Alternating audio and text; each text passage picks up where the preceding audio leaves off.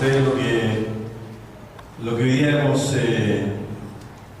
observado, de lo que hemos sido espectadores, ¿no? Lo que significa el bautismo.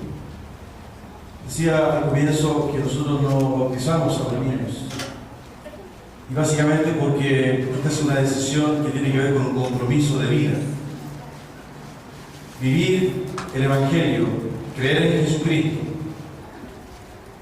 creer en el cristianismo, es mucho más, ¿verdad?, que un acercamiento racional e intelectual, es un compromiso de vida.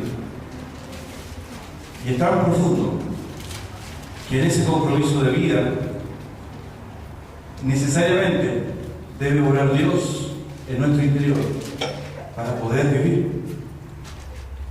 Porque no bastan nuestras buenas intenciones, no bastan nuestros buenos principios o nuestra buena educación, sino que definitivamente todo tiene que comenzar de nuevo.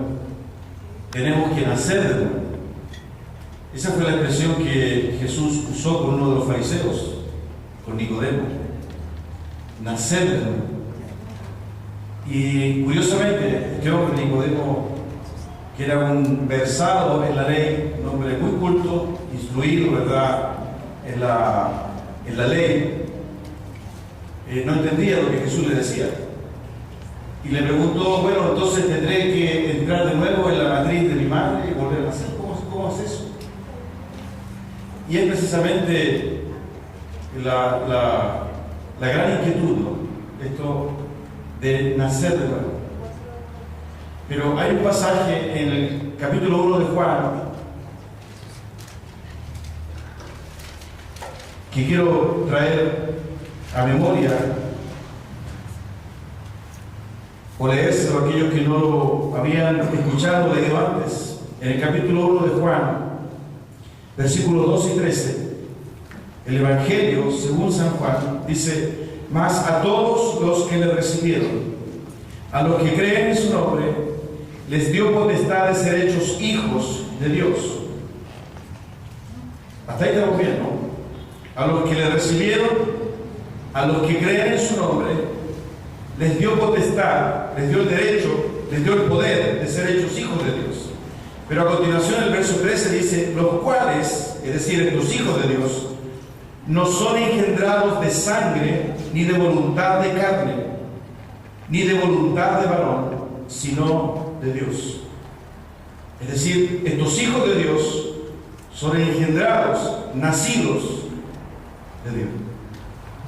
Por consiguiente, cuando hablamos del Evangelio y del cristianismo, no estamos hablando de una, y lo he dicho innumerables veces no estamos hablando, ¿verdad?, de una forma de vivir, ¿verdad?, que se sustenta en principios humanos, en buenas intenciones, en deseos, sino que necesariamente hay un proceso transformador, regenerador, de nueva vida, que genera nueva vida, que nace en Dios mismo, a través de la fe en Jesucristo.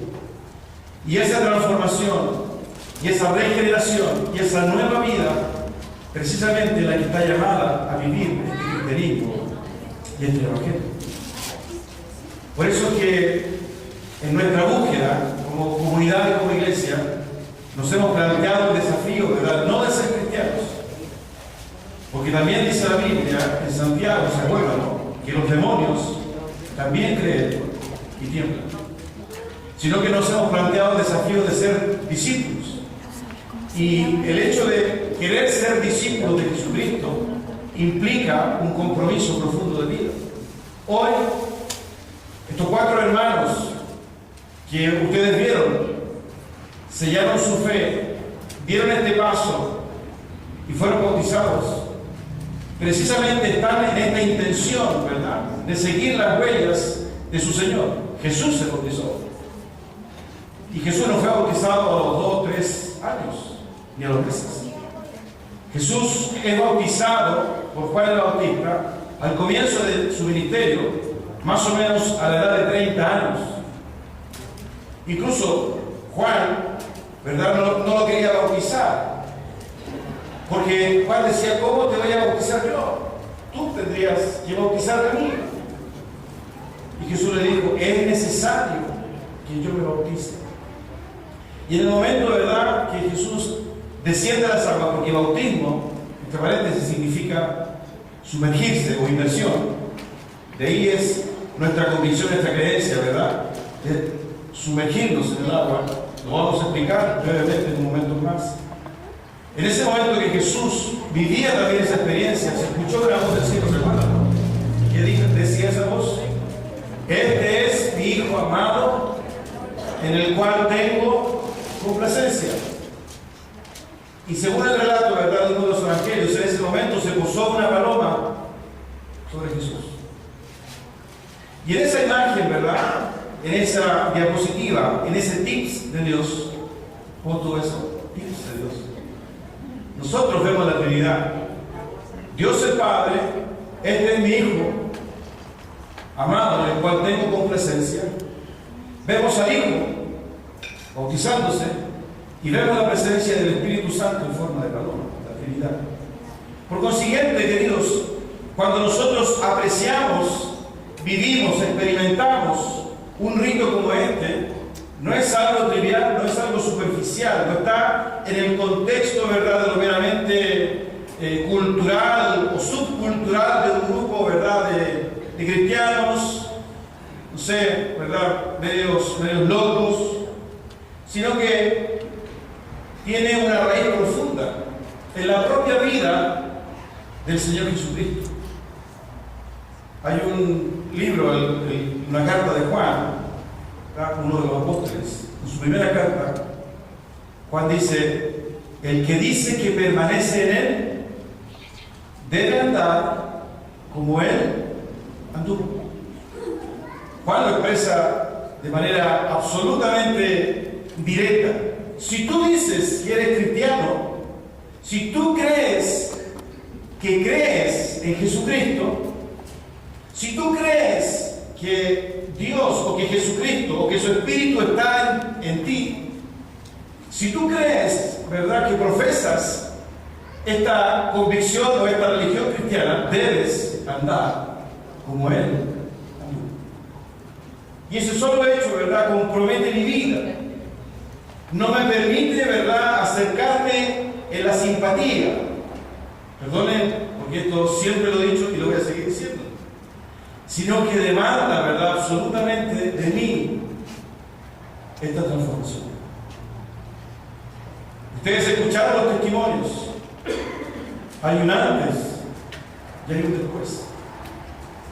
Esa es la erupción de Jesucristo en la vida del hombre, en la vida del hombre. ¿Y qué significa el bautismo? Miren, si usted abre su Biblia en Romanos capítulo 6, yo quiero compartirles algunos versículos de lo que significa el bautismo. Y en Romanos capítulo 6,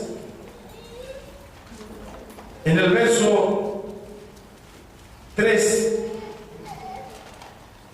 yo no sé si Andrés me puede mostrar en la NBI. Romanos 6, gracias. Fíjense cómo lo plantea el apóstol Pablo, quien escribe esta carta. ¿Acaso no saben ustedes que todos los que fuimos bautizados para unirnos con Cristo Jesús, en realidad fuimos bautizados para participar en su muerte? Es una pregunta, pero es una pregunta que de manera explícita está haciendo una afirmación también. Y la primera afirmación es que en el bautismo nos unimos con Cristo Jesús. Hay una identidad profunda entre el bautismo y el sacrificio de Jesucristo en la cruz del Calvario. Fíjese que después de la coma, el apóstol Pablo lo subraya. En realidad, dice, fuimos bautizados para participar en su muerte. Por consiguiente, ¿verdad?, quienes se bautizan no lo hacen, ¿verdad?, porque sea costumbre, porque sea parte de un reglamento o porque sea el requerimiento, ¿verdad?, de algún grupo, de alguna comunidad, de alguna secta, sino que decididamente, enfáticamente, lo que la propia Biblia me enseña a través de esta carta del apóstol Pablo es que hay una identidad íntima, profunda, hay una comunión de aquel que se bautiza con la muerte de Jesucristo. Por consiguiente, ¿verdad?, este desafío de andar como Él anduvo comienza a tener explicación en la propia palabra de Dios. Por eso que no todos se bautizan, no todos están dispuestos a hacerlo, no todos creen en hacerlo, porque lo que hay detrás de eso es una profunda identidad con la muerte de Jesucristo. Y si uno sigue más adelante en este mismo capítulo 6 de Romanos, fíjense en el versículo 4, por favor, Andrés. El siguiente. Dice, por tanto, mediante el bautismo fuimos sepultados juntamente con Él en su muerte. Fíjense que lo vuelve a reafirmar el apóstol. Mediante el bautismo fuimos sepultados con Él en su muerte. Pero no se queda ahí. Lo hermoso, ¿verdad?, de este acto, de este rito, porque es un rito. Incluso muchos plantean que es un rito de iniciación, pero es nada más ni nada menos que un testimonio público de que algo ocurrió en mi vida. Ya no soy el mismo, ya no soy la misma. Y lo que ha sucedido, ¿verdad?, según el apóstol Pablo, es que he sido sepultado juntamente con Cristo en su muerte. Pero además de eso, no solo hay una identidad con la muerte de Cristo, sino que también con la resurrección de Cristo. Fíjense lo que dice después, a fin de que así como Cristo resucitó por el poder del Padre, también nosotros llevemos una vida nueva. De modo que cuando me sumerjo en el agua, me identifico con la muerte de Cristo. Estoy bajo el agua, muero juntamente con Cristo. Pero cuando salgo del agua, me identifico con su resurrección. Pero una resurrección, ¿verdad?, que tiene que ver, como dice Pablo en el versículo 4, que tiene que ver con una vida nueva. ¿Hay algún cristiano acá que me diga amén? Amén. Tiene que ver con una vida nueva. Por consiguiente, ¿verdad?, aquel que toma esta decisión de bautizarse es porque ha vivido esta experiencia, ha entendido, ha aceptado, ha quebrantado su vida en esta realidad de que Cristo, al morir en su cruz, llevaba también su pecado, llevaba también su vergüenza, llevaba también su herida, llevaba también su vida antigua, sus delitos, sus transgresiones, sus vergüenzas, sus angustias, sus errores. Pero también, ¿verdad?, dice Pablo, que este bautismo, al salir del agua, me identifica con la resurrección de Cristo. Y miren cómo lo reitera en el versículo 5. Por favor, en el versículo 5, querido Andrés. En efecto, si hemos estado unidos con Él en su muerte, fíjense que potente esta palabra, sin duda también estaremos unidos con Él en su resurrección. Pablo está explicando, ¿verdad?, lo que hoy día nosotros tal vez nos preguntamos: ¿y para qué hacen esto? ¿Y qué significa esto? Oye, ¿y ustedes se bautizan? Ah, qué raro, yo nunca lo he visto. No, eso no es para mí. Prefiero estar de aquí afuera, ni muy adentro que me queme, ni muy afuera que me llene. Pero lo que hay acá es una decisión que tiene que ver con el compromiso de vida y con esta transformación que obra en nosotros la presencia, la realidad de Cristo. Su muerte, queridos, su muerte y su resurrección.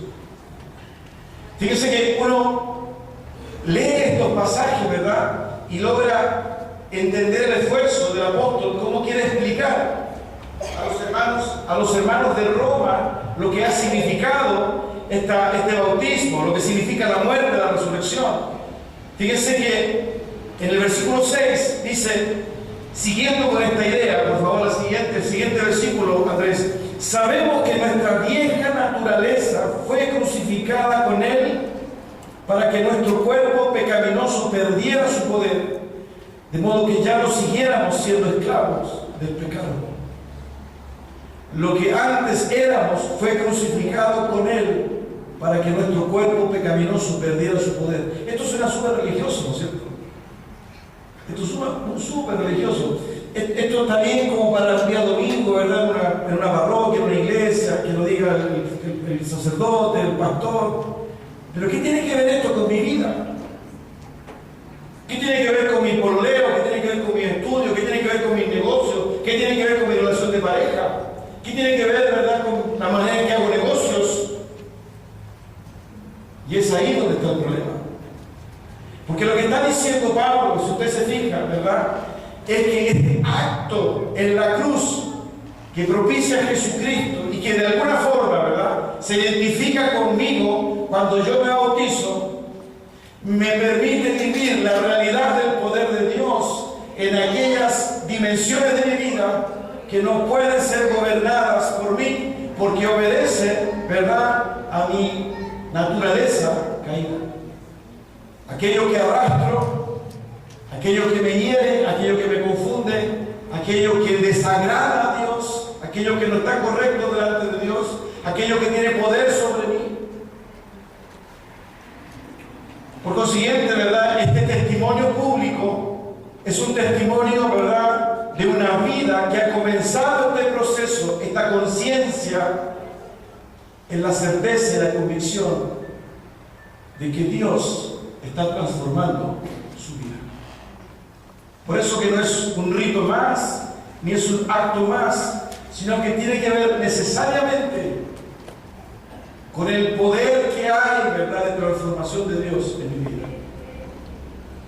Si has estado preso o presa de adicciones, si has estado preso o presa, ¿verdad?, de sentimientos, de recuerdos, si has estado preso o presa de relaciones, ¿verdad?, que afectan tu vida, de relaciones interpersonales, ¿verdad?, que han provocado tristeza, amargura, o si a lo mejor tu carácter, ¿verdad?, y tu forma de ser hiere a otros, y tú no ves la manera ni la forma de salir de esto, es porque realmente tú necesitas la presencia de Jesucristo en tu vida.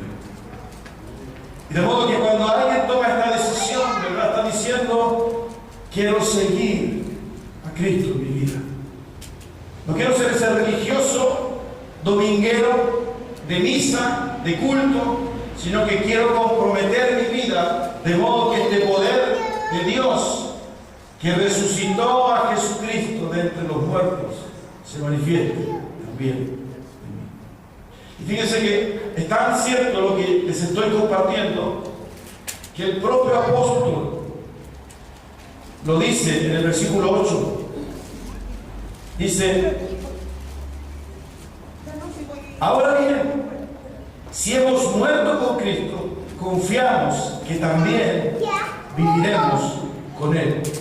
Si hemos muerto con Cristo, confiamos que también viviremos con Él. Por consiguiente, hoy día hay una esperanza absolutamente para aquellos que han aceptado a Cristo en su corazón.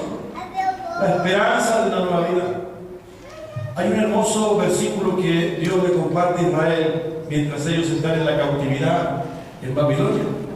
En Isaías capítulo 43, lo hemos mencionado muchas veces en algún culto, ¿verdad? No os acordéis de las cosas pasadas. He aquí yo hago todo nuevo. Otra vez abriré caminos en el desierto y ríos en la soledad.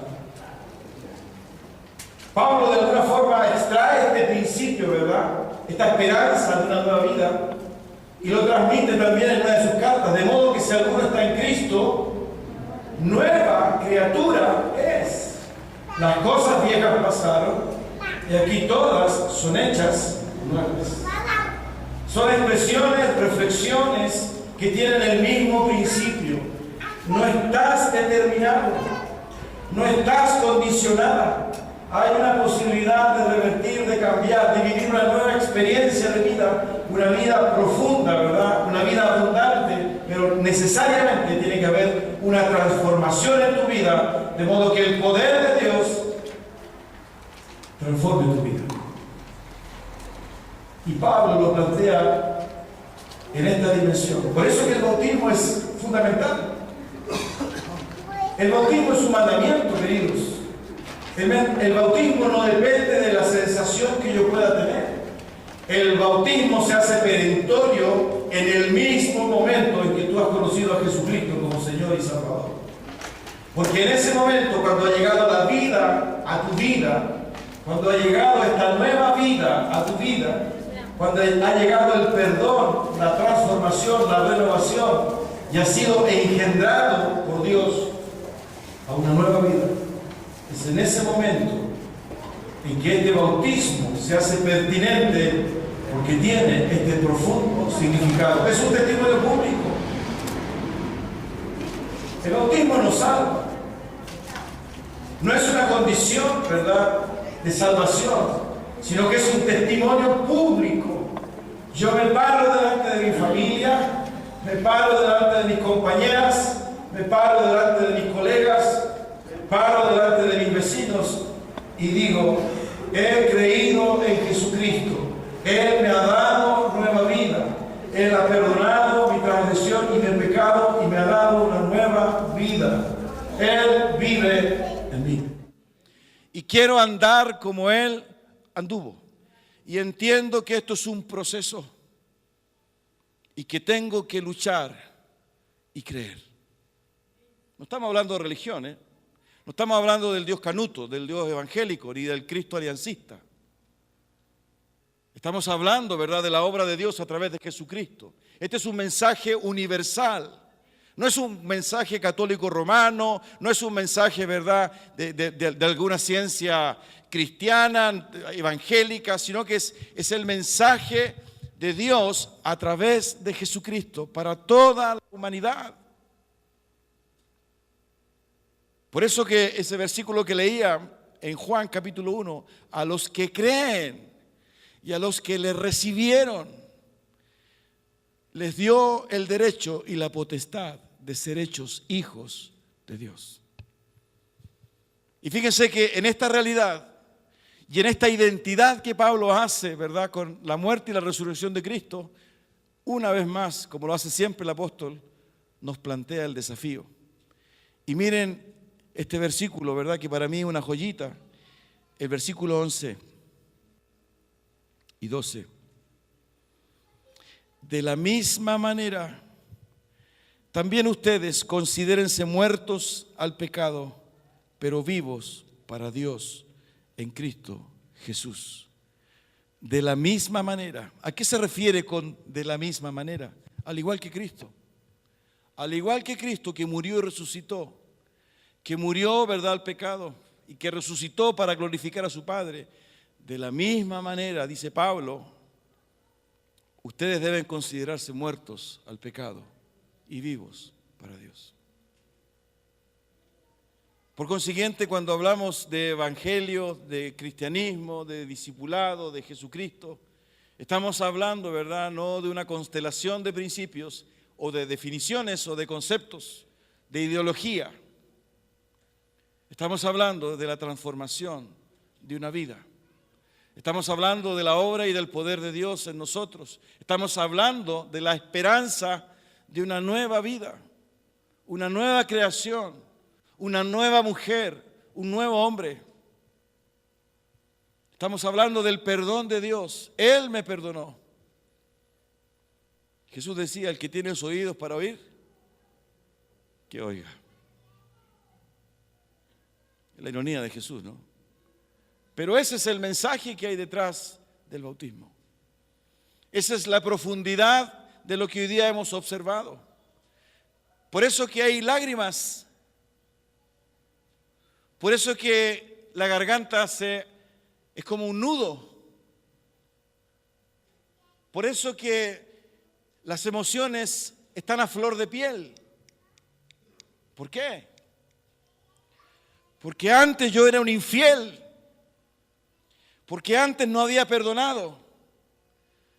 Hace 10 años que no puedo hablar con mi padre. No he podido perdonar a mi hermana. No quiero ni ver a mi cuñado. Siento rabia, rencor. Son expresiones que están en nuestra naturaleza humana y por favor, yo sé que ustedes no tienen esta experiencia, pero lo más probable es que conozcan a otras personas que sí las tienen, ¿no es cierto? Y eso no es vida, queridos. Jesús dijo, yo he venido para que tengan vida y vida en abundancia. Y la vida abundante, ¿verdad?, tiene que ver con la presencia de Dios en nuestro corazón, en nuestra alma, en nuestra intimidad. Tiene que ver con esta decisión que yo tomo, ¿verdad?, consciente. Quiero andar como Él anduvo. Como dice Pablo, debo considerarme muerto al pecado, pero vivo para Dios. Fíjense que la conclusión del apóstol, ¿verdad?, en este párrafo dice, por lo tanto, versículo 12, por lo tanto, no permitan ustedes que el pecado reine en su cuerpo mortal, ni obedezcan a sus malos deseos. No ofrezcan los miembros de su cuerpo al pecado como instrumento de justicia. Al contrario, ofrézcanse más bien a Dios como quienes han vuelto de la muerte a la vida, como quienes han vuelto de la muerte a la vida, presentando los miembros de su cuerpo como instrumento de justicia. Así el pecado no tendrá dominio sobre ustedes, porque ya no están bajo la ley, sino bajo la gracia. Decisiones, fe, convicciones. El cristianismo, el evangelio, el discipulado, tiene que ver con decisiones de vida. Tiene que ver con opciones. Tiene que ver con certezas. Y tiene que ver con fe. Para entender que la obra la hace Dios en cada uno de los que le permitimos hacer esa obra. Por eso, queridos, que es importante entender qué significa, ¿verdad?, una ceremonia como esta. ¿En qué proceso está Anita? ¿En qué proceso está María José? ¿En qué proceso está Joaquín y Pablo? Lo que hay en ellos es una convicción y una presencia de Dios. Muy probablemente ellos se van a enfrentar a nuevos desafíos y lo más probable es que cometan pecado. Pero también tienen en su corazón la fe y la convicción de que el Espíritu Santo de Dios mora en ellos y que los lleva a tomar y los desafía a tomar opciones y decisiones que agradan a Dios. Y lo más hermoso de esto, ¿verdad?, y lo dice Pablo, que ellos tienen el poder para vencer al pecado. No sé si usted ha escuchado alguna vez la expresión, es que no puedo perdonar. Es tan grande el daño que no puedo perdonar. Por más que yo quiera, pero no puedo. Él sabe que me la puede hacer una sola vez. Y si me la hace, nunca más. ¿Usted ha escuchado esas expresiones, no? Esa es la imposibilidad absoluta de nuestra naturaleza. Esa es la intimidad del alma y del corazón nuestro que anhela la sanidad, la restauración. Es esa intimidad, ¿verdad?, que la escondemos detrás de la máscara, porque usamos una máscara. Aquí estamos hablando, ¿verdad?, de la obra que hace Dios en la intimidad del corazón quebrantado,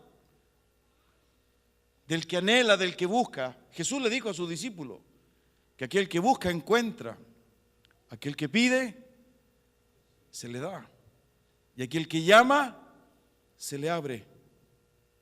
Si tú no estás en una búsqueda, si lo que has escuchado hoy día, ¿verdad?, no te ha llegado y no lo valoras, no lo profundizas, si lo que hemos leído, ¿verdad?, no tiene importancia para ti, vas a llegar o te vas a ir exactamente igual como llegaste.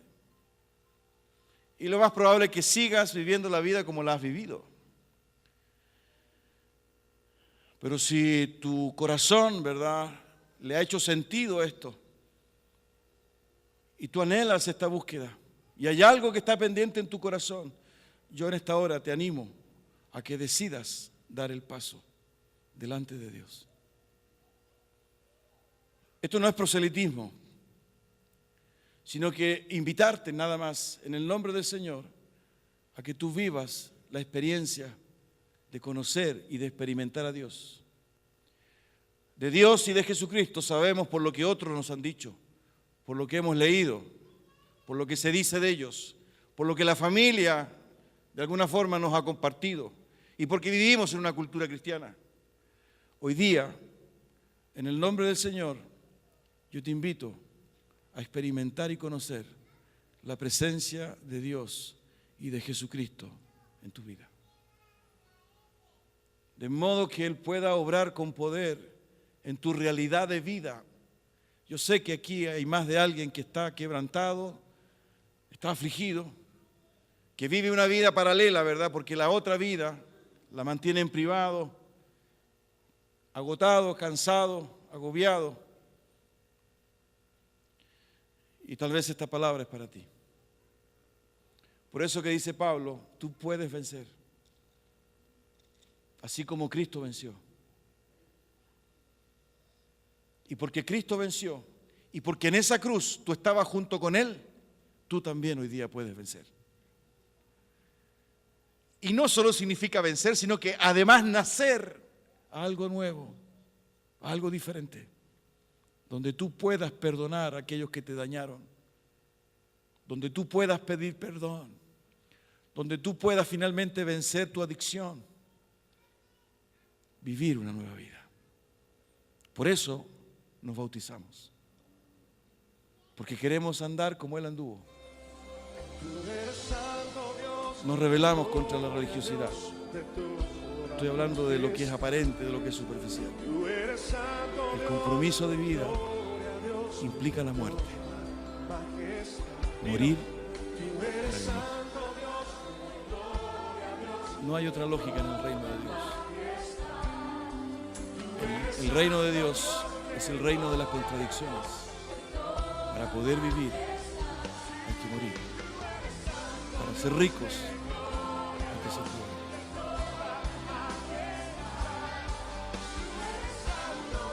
Por favor, inclina tu cabeza. Vamos a ver.